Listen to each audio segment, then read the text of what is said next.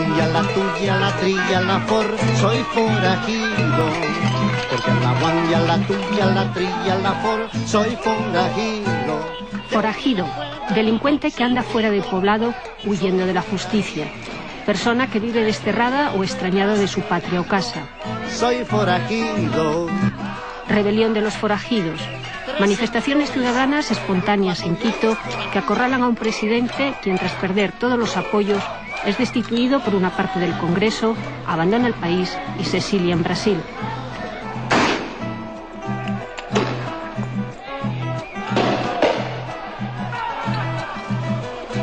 Forajido.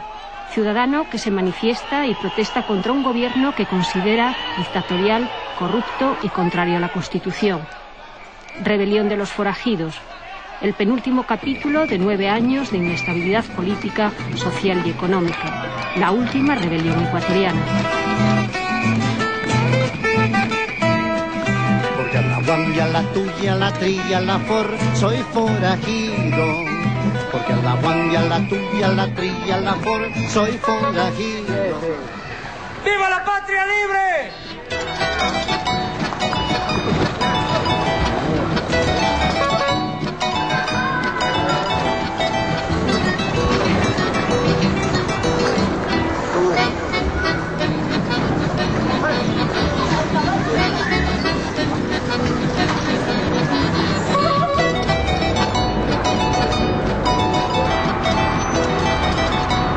A más de 2.800 metros de altura, la capital de Ecuador, Quito, se halla rodeada de volcanes. También es el epicentro de la inestabilidad política que sacude al país, sobre todo desde hace 9 años, periodo en el que se suceden 7 presidentes, 3 de ellos derrocados y 4 interinos. Además de una de las crisis económicas más graves de la historia ecuatoriana. El último episodio, la caída del presidente Lucio Gutiérrez, tras perder todos los apoyos y una semana de un nuevo tipo de revuelta ciudadana, la rebelión de los forajidos. Y ciertamente esta rebelión ha sido una rebelión urbana y esencialmente concentrada en Quito y en sus zonas aledañas. Ha sido una rebelión, digámoslo así, de las clases medias y medias altas de la sociedad que están hartas del ejercicio y del manejo de la política como se hace en el Ecuador ahora. Una revuelta que se aglutina en torno al término forajido. Tal calificativo es adjudicado por el presidente Gutiérrez a los manifestantes que una noche se concentran ante su casa. El apelativo se convierte en un dardo contra el propio Gutiérrez y sirve de seña de identidad a un grupo diverso y atípico, cuya protesta es más cívica y ética que política. Es una revuelta ciudadana, autoconvocada, espontánea, en la que nadie, nosotros menos que nadie, podemos arrogarnos ni la representatividad, ni la representación, ni el discurso unitario de un movimiento que fue tan diverso, ¿no? De un movimiento que en su momento solamente le decía no al autoritarismo de Gutiérrez y que creyó que luego de 4 o 5 meses de escalada de conflicto no había una solución posible que no pase por su salida.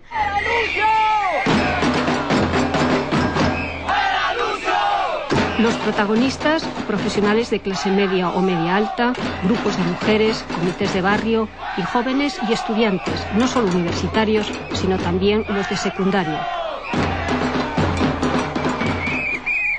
En el caso particular de mi colegio, fue porque estábamos cansados de una realidad social y en realidad crítica.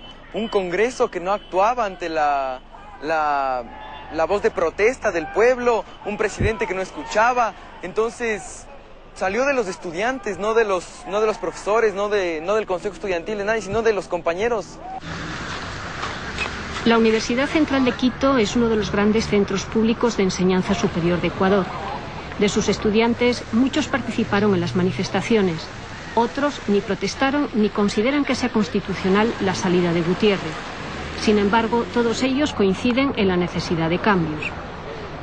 El país lo que necesita es de personas que tengan más ética y más moral, más conciencia humana, porque ya todas las personas que llegan al gobierno siempre piensan por ellos mismos, no piensan por el país. Siguen los mismos politiqueros de siempre, que siempre hacen daño al país. O sea, cuando ellos ya salgan del gobierno, ahí tal vez el país, o sea, tomen nuevas iniciativas.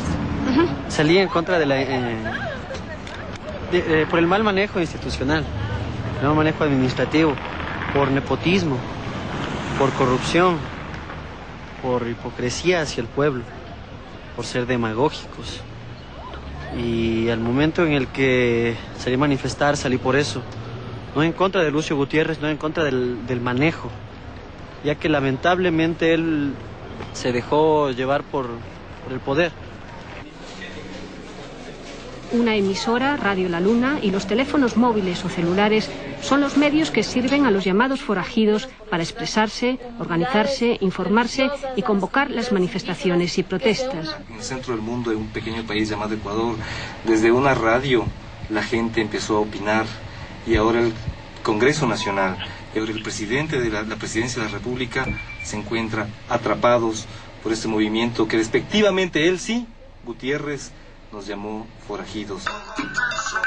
Radio La Luna es una pequeña emisora, una más del dial, pero que se convierte en el gran punto de referencia durante las protestas contra Gutiérrez. Durante esos días, su programación habitual cede paso a la crisis política. Pobre, envilecido, embriagado, desesperado por $10 comprar. La voz protagonista es el director de noticias, Paco Velasco, al que algunos señalan como uno de los instigadores de las protestas. La Cancillería panameña tiene ahí Bucaram, por favor, Henry Ochoa, póngame un pedazo de cuando vino la última vez a infamarnos a los ecuatorianos, cuando vino en esa maniobra articulada por el gobierno de Lucio Gutiérrez. ¡Fuera Cordero! ¡Se jodieron! ¡Llegó Bucaram! ¡Llegó Bucaram! ¡Y de nuevo el pueblo clama!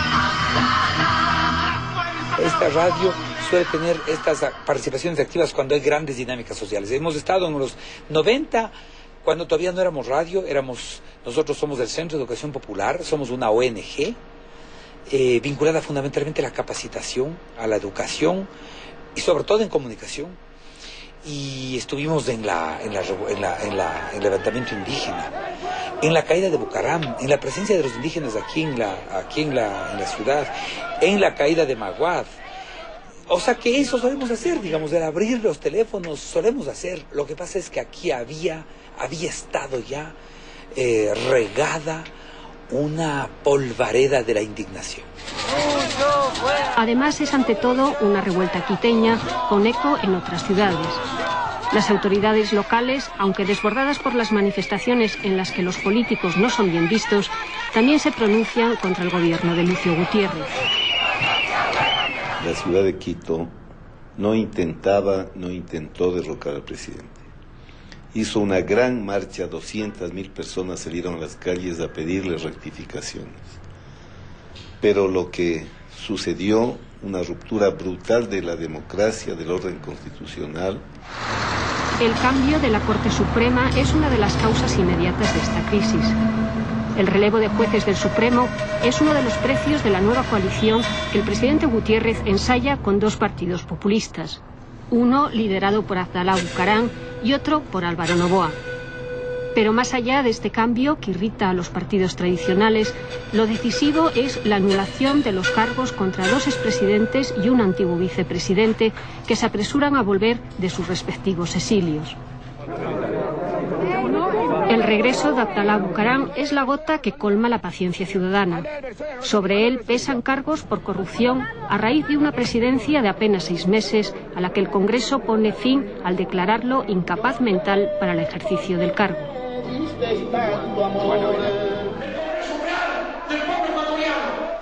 En el caso de Lucio Gutiérrez, el Congreso, en una sesión discutida y discutible, decide por 60 votos su destitución por abandono de cargo. Pero en este caso estamos hablando más bien del abandono de las funciones que el pueblo ecuatoriano le encomendó inicialmente, porque no lo ha nombrado dictador, lo ha nombrado presidente constitucional de la República. Y al haberse convertido de presidente en dictador, él había abandonado las funciones que le encargó objetivamente, genuinamente el pueblo ecuatoriano. Al margen de cuestiones constitucionales e incluso de las propias manifestaciones ciudadanas en Quito, como en otras crisis políticas ecuatorianas, el factor decisivo es la falta de apoyo militar. Gutiérrez fue derrocado por las Fuerzas Armadas en circunstancias en que había un conjunto de movilizaciones en Quito cuando había perdido el respaldo de los principales partidos políticos del país, cuando se había distanciado de todos los medios de comunicación y cuando tenía la oposición y hostilidad de la mayoría de corporaciones sindicales y empresariales. Hasta el día anterior a su caída, el 20 de abril, Lucio Gutiérrez insiste en que no dimitirá. En una entrevista concedida a Televisión Española, se muestra seguro de su posición. Yo sí puedo terminar con las manos limpias y puedo mirar a los ojos a todos los ecuatorianos honestos de mi país, porque esa va a ser la gran diferencia entre todos estos gobiernos de las oligarquías con el mío: la transparencia, la honradez, la honestidad en el manejo de los recursos del Estado. Mientras Lucio Gutiérrez emprende un accidentado viaje al exilio en Brasil, el Congreso, en unas horas de gran confusión y tensión, nombra al vicepresidente Alfredo Palacio como nuevo jefe del Estado. ¡Lo juro! Alfredo Palacio es visto como un mero personaje de transición, cuya tarea ha de ser preparar el terreno para las reformas exigidas. Su gobierno está integrado por políticos veteranos y por amigos de su ciudad natal, Guayaquil. Ecuador vive un momento crítico en el que todos coinciden que son necesarios cambios profundos. El riesgo es que estos sean más aparentes que reales y la sociedad ecuatoriana vea frustradas una vez más sus esperanzas. Lucio Gutiérrez fue parte de esas esperanzas populares. Apoya a los indígenas en la revuelta que, en medio de la peor crisis económica de Ecuador, acaba con la presidencia de Yamil Maguad. 3 años más tarde se presenta a las elecciones con su propio partido, Sociedad Patriótica, y consigue la presidencia. Es un candidato al margen de los partidos tradicionales y que muchos tachan de mero populista. El coronel triunfó en base de una campaña que yo le he denominado de la antipolítica. Él renegaba contra todo lo que es político, contra todos los partidos políticos, contra todo lo que es que tenga denominación política, contra toda la historia política del Ecuador. Y la gente creía que así es. Y entonces lo encaramaron allí. Quizás fueron los indígenas quienes más esperaron de Lucio Gutiérrez. En Ecuador, los indígenas representan alrededor del 30% de la población total, pero han sido pioneros en la América indígena a la hora de organizarse para exigir sus derechos. Su principal organización, la CONAIE, y su partido político, Pachacutic, fueron el principal apoyo en un primer momento del presidente Lucio Gutiérrez. Nosotros, como mucha parte de la población ecuatoriana, veía en Gutiérrez precisamente la posibilidad de, no proviniendo de los sistemas políticos tradicionales, impulsar un proceso refundacional de muchos aspectos del país. Y especialmente yo creo que de tres. El uno, un combate fuerte al tema de la corrupción. Este es un país que ha sido saqueado prácticamente a través de actos de corrupción enormemente lesivos para los intereses nacionales. Una segunda cosa, se suponía tener una posición por lo menos un poco más soberana en relación a la política norteamericana, que es hegemónica. Y en tercer lugar, un fuerte compromiso social con aquellos más pobres. La ilusión dura pocos meses. La participación indígena en el primer gobierno de Gutiérrez acaba en ruptura irremediable, tras la cual la CONAIE sufre un acoso del poder que logra debilitar y dividir al movimiento indígena.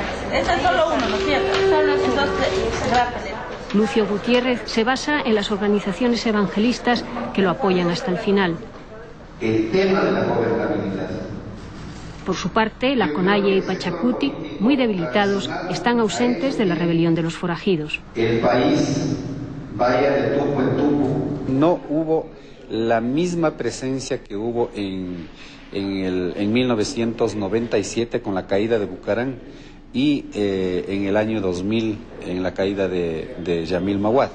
De tal forma que sí creemos que este gobierno, que trabajó mucho con la inteligencia militar, con la inteligencia de la policía en las comunidades indígenas, yo creo que hizo todo lo posible para poder al menos aniquilar al movimiento indígena en ciertos aspectos.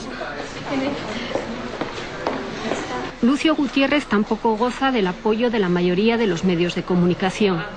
Críticos con su gestión también reflejan que su caída no es el final de la crisis.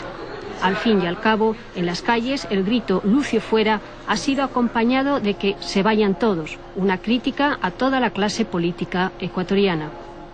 Los políticos hemos defraudado a nuestro país, la dirigencia política no ha estado a la altura del pueblo ecuatoriano y de los problemas que debe resolverse desde la política y desde las políticas públicas. Entonces la gente ha llegado a un nivel de no creer en nadie, de no creer en nada. Los partidos han perdido credibilidad, los políticos hemos perdido credibilidad. Los diagnósticos coinciden. El Estado no funciona, está mal administrado y la corrupción es palpable. Tras la caída de Gutiérrez, una de las primeras medidas del Congreso es destituir a 9 diputados tránsfugas acusados de venderse a los intereses de Gutiérrez y sustituirlos por representantes de los partidos afectados. En el desempeño de las funciones para las que han sido elegidos.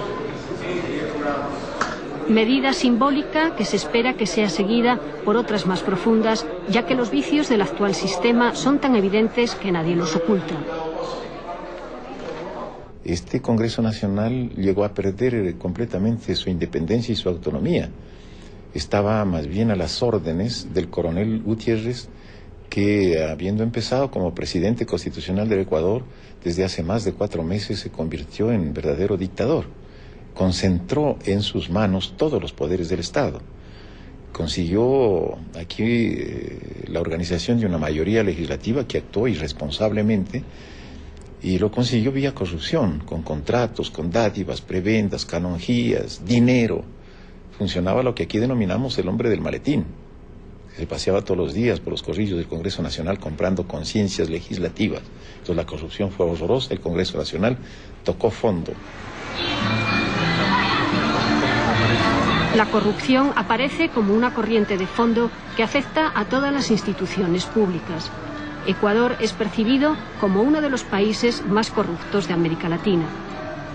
Lo menos público que hay en el Ecuador ahora mismo es el Estado, que el Estado fue privatizado por varios grupos de poder que se han servido de él como un botín y que han aprovechado sus fuerzas para cubrir, para garantizarse impunidad y para perseguir a otros grupos políticos. Más que el problema, la presidencia de Lucio Gutiérrez ha sido un episodio. Además, no todos están de acuerdo con lo sucedido. Coinciden en las críticas al actual sistema político ecuatoriano, pero detrás ven los intereses de los partidos tradicionales. Todo este golpe del Estado se ha dado porque el social cristiano, la izquierda democrática, la democracia popular y todos los políticos que siempre han robado el país se han unido para destruir al gobierno que era del pueblo. Lucio era el presidente de los ecuatorianos, de los más pobres, que de verdad necesitamos. Y él estaba combatiendo la corrupción. El Congreso es corrupto, el Congreso es el más dañado de las instituciones. Ellos tienen controlado el poder judicial. Ellos han nombrado y esto está mal.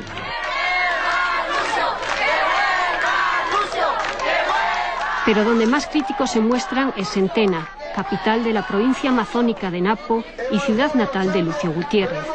Aquí, como se hizo en Quito, muchos aprovechan el fin de la jornada laboral para concentrarse en la plaza central.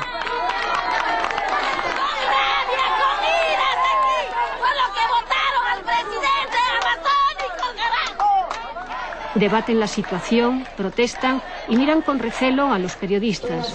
En este caso, no ser de Quito es una ventaja. Resignados a la caída de Lucio, pese a que la consideran ilegal, improvisan la elección de un nuevo gobernador, aunque la potestad solo corresponde a Quito. Aquí también se ha movilizado la población. Se han creado comités y muchos vecinos reconocen que fueron a Quito para apoyar a Lucio Gutiérrez.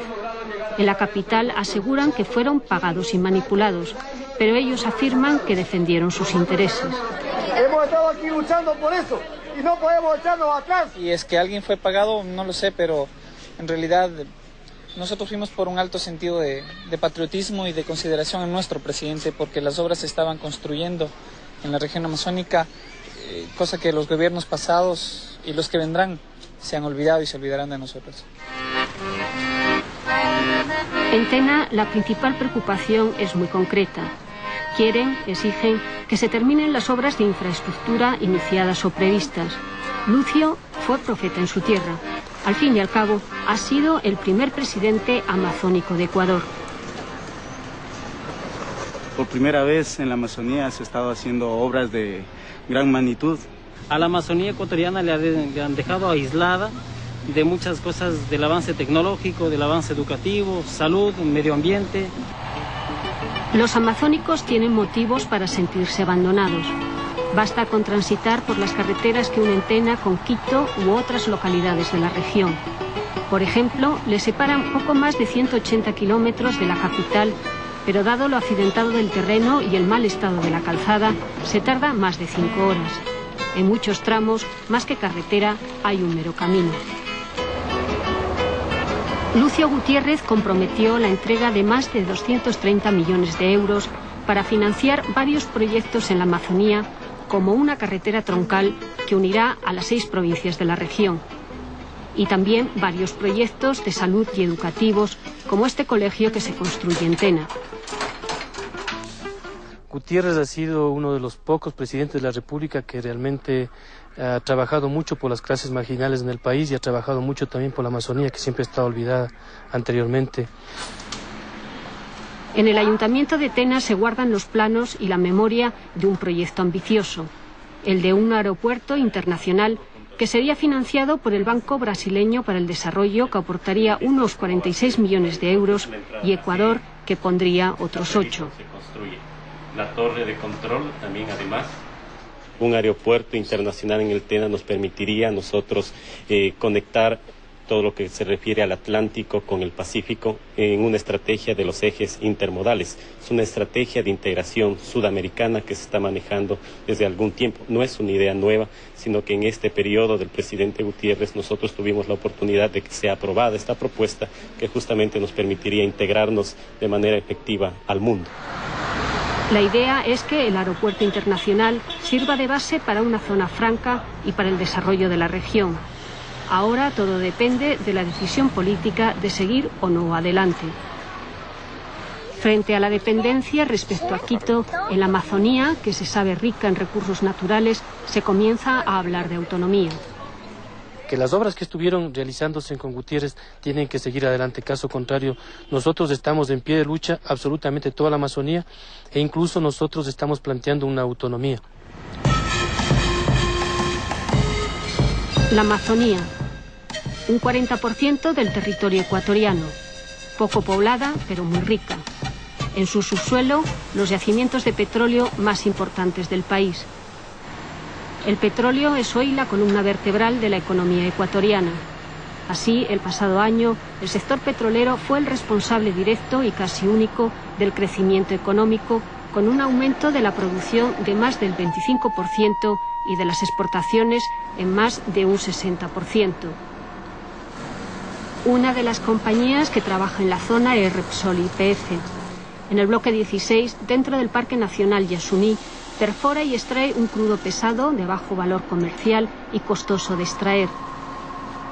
Junto al petróleo salen sedimentos y agua. Curiosamente, la mayor producción es la del agua, más de un 90%, que se inyecta de nuevo en las bolsas que quedan en el subsuelo. El otro subproducto, el gas, se utiliza para generar electricidad. La perforación se realiza a modo de racimo, es decir, en ángulo, lo que permite explotar varias bolsas desde un mismo pozo. El objetivo es reducir la desforestación y los daños medioambientales. La industria petrolera tradicional, la verdad que no se ha portado muy bien con el medio ambiente en todos lados. Esta es una operación muy particular.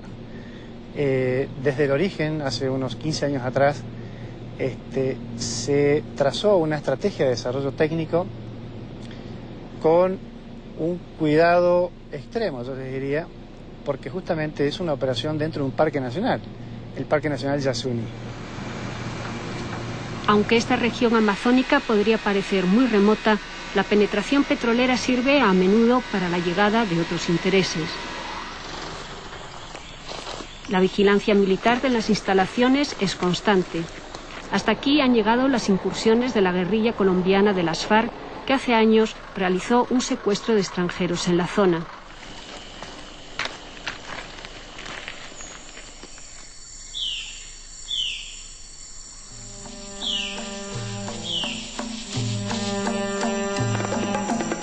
Cerca de la carretera que une las instalaciones petroleras se esconden algunos asentamientos indígenas, quichuas y guaraníes.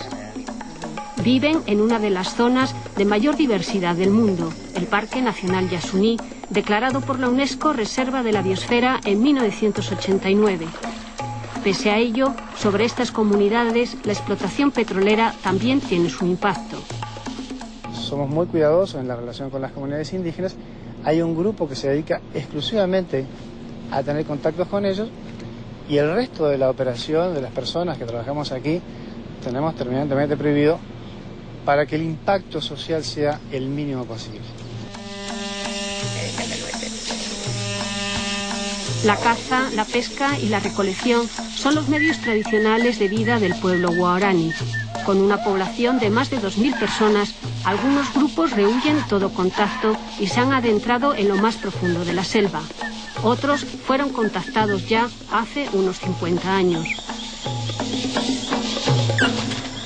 A partir del año 93 se firmó un convenio con la etnia guaraní, avalizada por el presidente Sixto Durán Ballén en ese tiempo.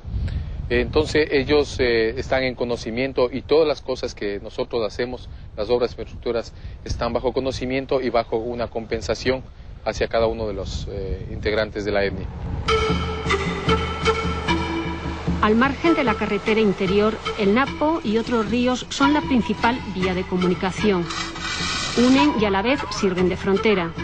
Hasta ahora se ha evitado la construcción de un puente en un intento de frenar la avalancha colonizadora.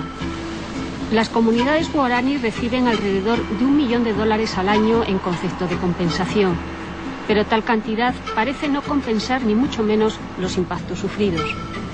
Los guaraníes, en cuyo territorio trabajan además otras 4 petroleras y está proyectada una explotación nueva, se oponen a la apertura de nuevos campos.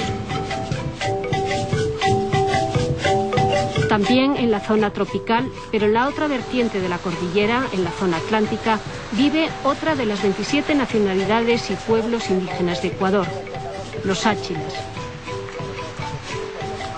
Vitelio vive en Cóngoma, una de las 8 comunidades de los cerca de 2.500 áchilas. Dada la presión de la colonización, están ya inmersos en la economía de mercado. Cultivan para él banano, cacao, yuca, piña. Venden las cosechas y con lo obtenido compran alimentos y cubren otras necesidades. De todas formas, dicen conservar muchas de sus tradiciones. Pero ya un 20% tal vez, qué sé yo, ya es un poco imposible de recuperarlas. Porque allá contamos, por ejemplo, las cosas de afuera, ¿no? Más antes no existían, por decir, la luz eléctrica, las casas de cemento, más antes vivían en chozas de pambil, de viso. El eje de la sociedad sáchila tradicional es el chamán, el poné, a la vez líder social y religioso. Nicanor es uno de los chamanes de esta comunidad. Llegar a serlo requiere un largo aprendizaje al que se someten aquellos que demuestran tener las cualidades adecuadas. El conocimiento de las plantas es esencial. Nicanor no rechaza la medicina occidental, pero asegura que hay males para los que ésta no tiene cura. Mal que hay aquí en las comunidades siempre ahorita hay este mal negativismo, también la de envidia. Usted que se ve de envidia se hace mal, con la misma vista se hace mal, ¿no? Porque se ve mal, con mal negativismo. Otros aprendizajes están al alcance de todos a través de la familia y de la escuela. Los áchilas cuentan con escuelas bilingües como esta, a la que asisten unos 40 niños. Una enseñanza que se pretende que esté integrada en su sociedad, en la que no se olvidan ni la historia de su pueblo ni la música tradicional.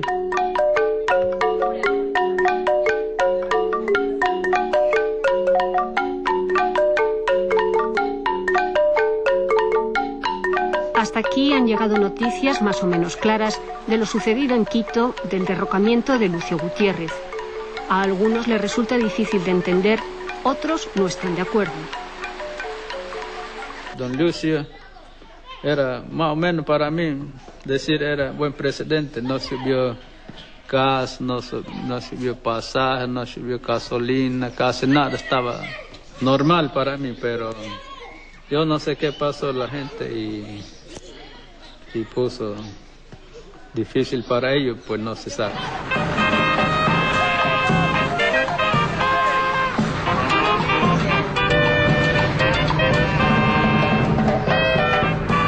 Ecuador es el país de los grandes contrastes, de la diversidad. De este a oeste lo divide la imaginaria línea ecuatorial que da nombre al país.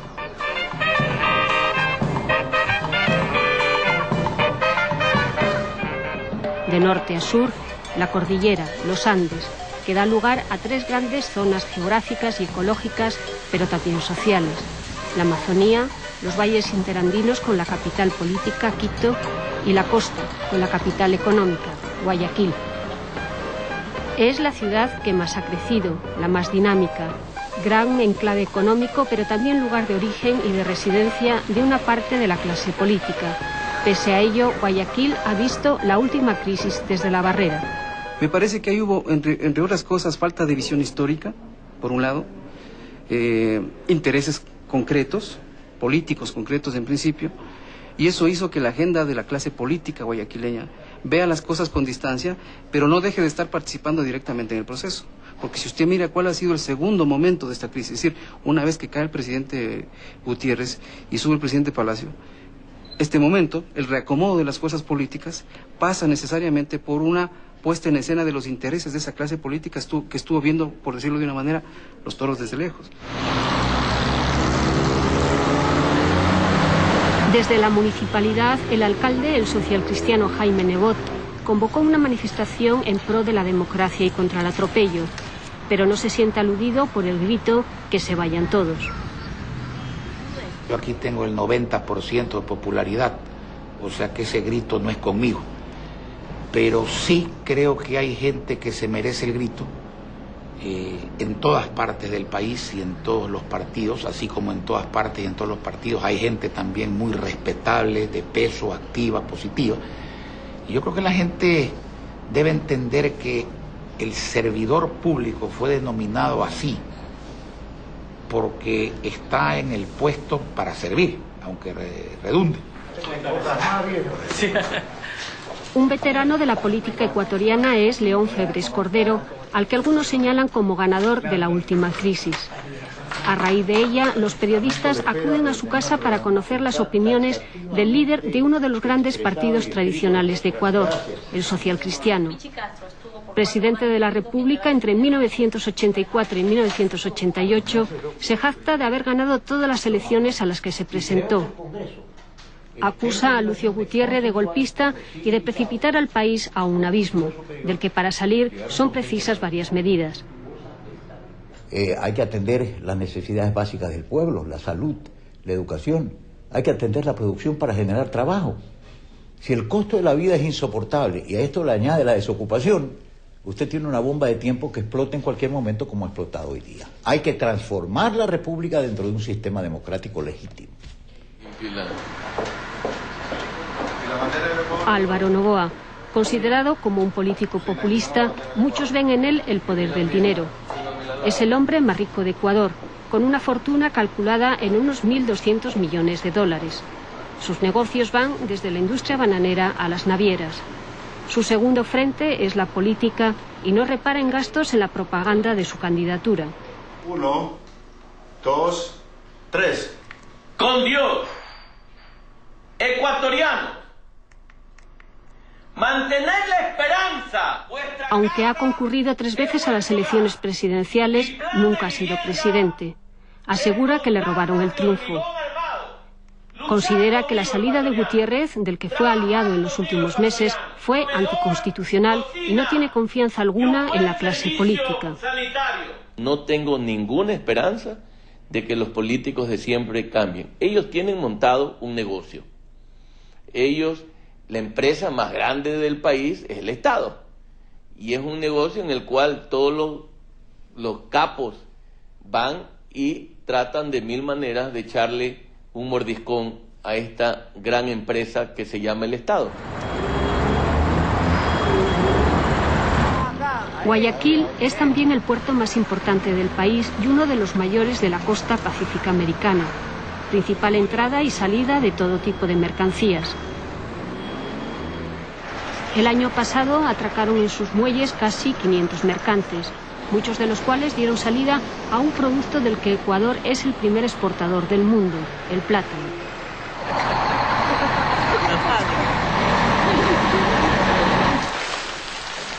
A lo largo de esta zona de tierras bajas y clima tropical húmedo se suceden las plataneras, de las que sale el 30% de la producción mundial.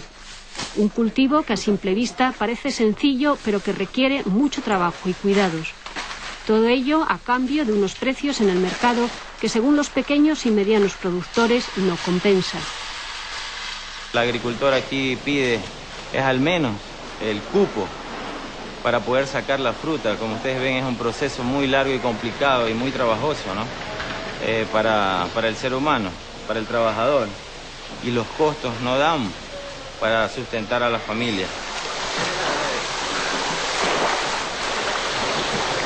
Un 12% de la población ecuatoriana depende de este producto.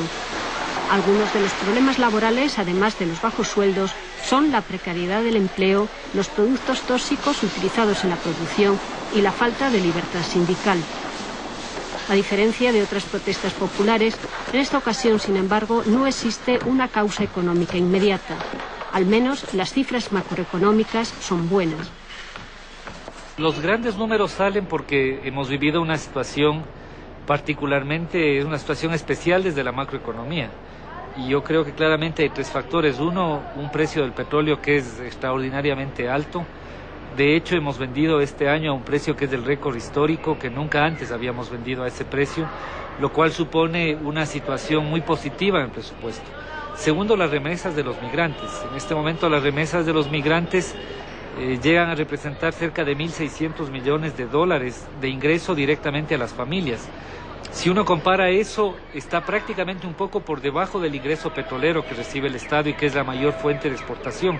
Entonces es una cantidad enorme. Y lamentablemente consideramos que un factor que a veces no se dice, pero que es claro, es el tema del narcolavado. Además hay que contar con el factor dólar. Para hacer frente a una de las crisis económica y financiera más graves de la historia ecuatoriana, el gobierno del presidente Yamil Maguad decretó la dolarización. Fue su última medida antes de ser derrocado. La dolarización ayudó mucho en el campo monetario. Estabilizó el país, eliminó ese uso perverso de la maquinita para crear dinero falso y robar el patrimonio de la gente. Ha permitido calcular a largo plazo, vender a largo plazo, cobrar a largo plazo, invertir a largo plazo. Quitó ese factor tremendo que es el factor psicológico, que en las inflaciones hay veces es el peor de todo, más aún que los mismos factores económicos. Pero la dolarización no puede suplir a la producción. Pero la macroeconomía es una cosa y la microeconomía otra. El costo social de la crisis fue enorme y entre las causas profundas de esta inestabilidad política subyacen las condiciones económicas y sociales de la población. Es uno de los países, junto con Brasil y con Haití, menos equitativos de América Latina, efectivamente, y las circunstancias de la economía dolarizada y de la dolarización y de la economía orientada hacia la exportación han ampliado aún más esta tendencia y esa brecha. Un 42% de la población vive en la pobreza. El índice de paro supera el 12%. Y con un sueldo medio de unos 130 euros apenas se cubre el 65% de las necesidades básicas. La dolarización no ha beneficiado a la mayoría de los ecuatorianos.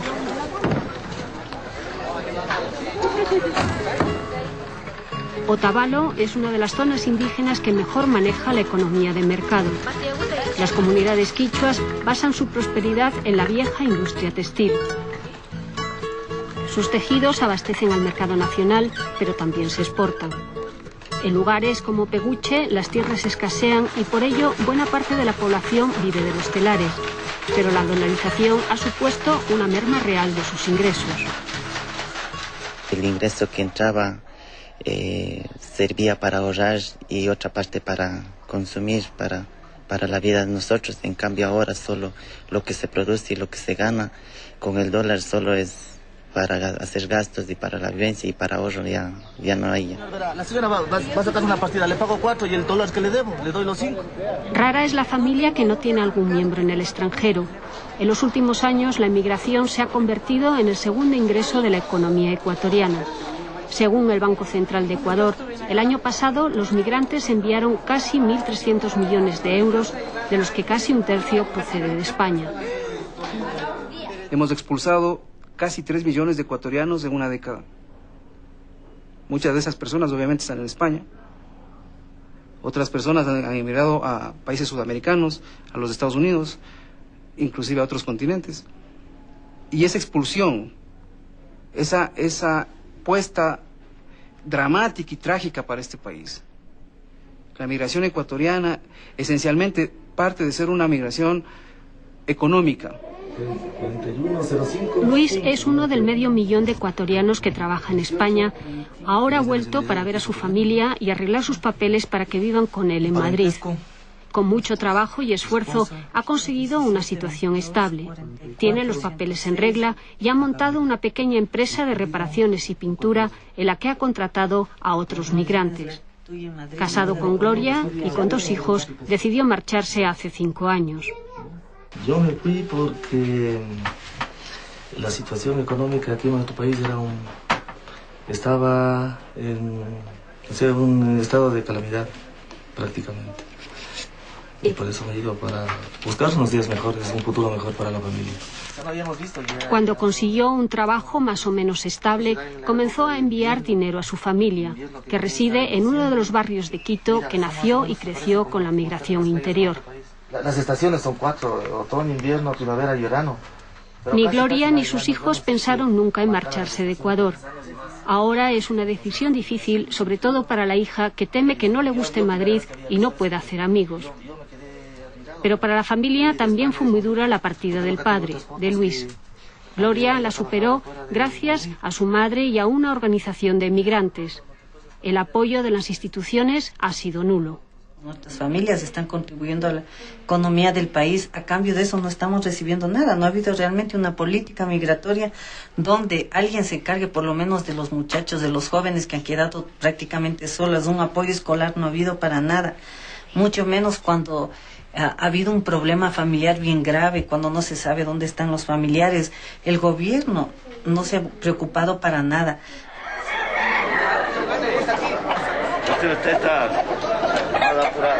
Un gobierno, un Estado que se ocupe de sus ciudadanos.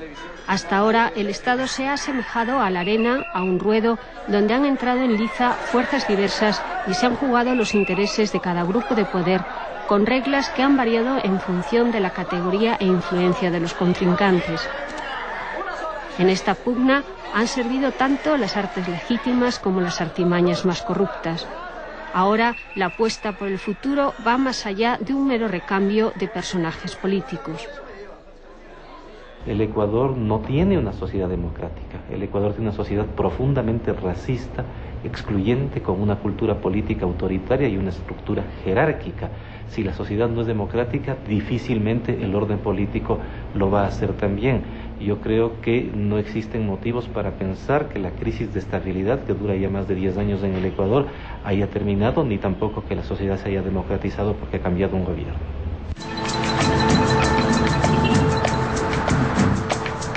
La historia de Ecuador demuestra que los cambios de gobierno han sido constantes.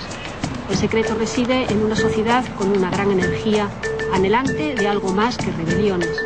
Una sociedad ante el reto de cambios profundos para que sus esperanzas se hagan realidad.